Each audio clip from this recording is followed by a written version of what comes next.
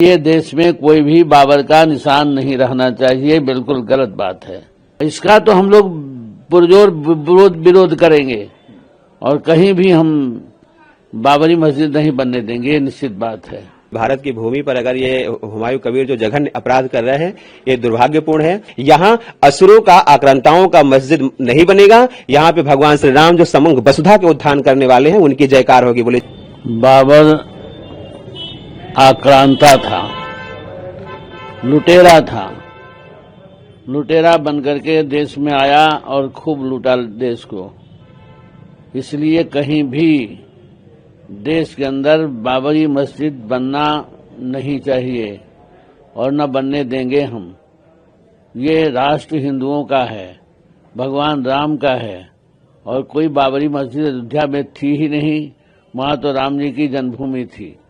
लुटेरों ने, आक्रांताओं ने आकर के भगवान श्री राम जी के मंदिर पर आक्रमण किया, लूटा, ध्वस्त किया और उस पर ऊपर में थोड़ा मोड़ा केवल मस्जिद का रूप दे दिया। मस्जिद नहीं था, वो भगवान श्री राम जी का मंदिर ही था। इसलिए देश में कोई भी बाबर का निशान नहीं रहना चाहिए, बिल्कुल गलत बात है। महाराज जी क्या कहते हैं, सरकार के इस पर हस्तक्षेप करना चाहिए? भारत सरकार बिल्कुल करना चाहिए। सरकार को चाहिए, अब कोई आक्रांताओं का नाम नहीं होना चाहिए। ये राम जी की जन्मभूमि है, राम जी का देश है। इन आक्रांताओं के लिए कोई स्थान नहीं होना चाहिए। सरकार को पहल करनी चाहिए इस पर कार्रवाई के लिए। इसका तो हम लोग पुरजोर विरोध करेंगे और कहीं भी हम बाबरी मस्जिद नहीं बनने देंगे, ये निश्चित बात है। इसको लेकर सड़क पर उतरेंगे आप लोग? बिल्कुल आंदोलन करेंगे। देखिए, ये बहुत दुर्भाग्यपूर्ण है। अयोध्या भगवान श्री राम जी की जन्मभूमि है और ये सर्वविदित है। हमारे जितने भी पुराण हैं, जितने भी वेद हैं, सब में उनकी महिमा गाई जाती है।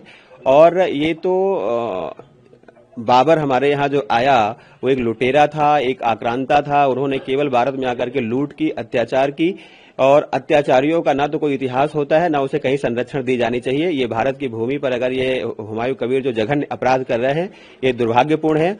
और मैं ये बताऊंगा कि अयोध्या जो है, ये भगवान श्री राम की जन्मभूमि है, समस्त भारत के सनातनियों के हृदय स्थली है, समस्त वसुधा के सनातन की प्राण स्थली है।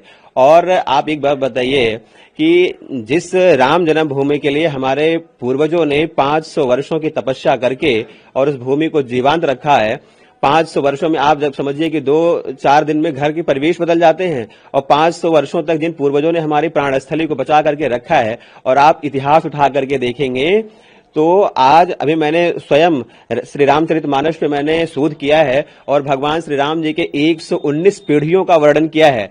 तो जिसके 119 पीढ़ियों का जो है पूरी डेटा विद्यमान हो, जिन्हें सारे पुराणों में, सारे जो है वेद वेदांग में सब में गाई जा रही हो, उनकी महिमा पे झूठा और मिथ्या आरोप लगाना, ये इन लोगों की बड़ी साजिश थी, जिसे जो है हमारी सरकार ने, हमारे जो है सुप्रीम कोर्ट ने, सब ने पूरी जो है उसकी जांच पड़ताल करके भगवान श्री राम जन्मभूमि की स्थापना कराई है। उस पर अगर कोई उंगली उठाता है तो वो बहुत ही निंदनीय है। और जिस तरह से ये जो है अकबर हुमायूं कृत्य करने जा रहे हैं, देखिए मैं ये नहीं कहता, सबकी अपनी पद्धति है, सबकी अपनी विधान है, सब कर सकते हैं, लेकिन किसी भी आतंकी का, किसी भी दुराचारी का, किसी भी ऐसे कुकृत्य करने वाले व्यक्तित्व के बारे में उसका जो है कोई भी ऐसा स्थल निर्माण करना जहां पर जो है उसकी सामुख्य स्तुति की जा सके, ये बहुत ही निंदनीय है। ऐसी घटना नहीं होनी चाहिए और इसके खिलाफ अयोध्या, सनातन और भारत के सभी सनातनी जो है एक आवाज उठाएंगे और ऐसे दुराचारियों के खिलाफ। अभी देखिए, हम लोगों ने एक आवाज उठाया था, पाठ्यक्रम में भी हमारे बहुत सारी ऐसी बदलाव हुए हैं,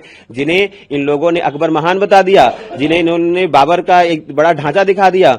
इन सबको आक्रांता घोषित करके अब जो हमारी इतिहास, जो हमारी शैक्षिक परंपराओं में विखंडनता थी, उसे अब हम लोग सही धारा में लाने की कोशिश में हैं, क्योंकि अब भारत 21वीं सदी का भारत, सनातन का भारत है और सनातनी जागृत होकर के राष्ट्र के उन्नयन के लिए काम करने के लिए निकल पड़ा है। यहां असुरों का, आक्रांताओं का मस्जिद नहीं बनेगा। यहां पे भगवान श्री राम जो समग्र वसुधा के उत्थान करने वाले हैं, उनकी जयकार होगी। बोले जय श्री राम।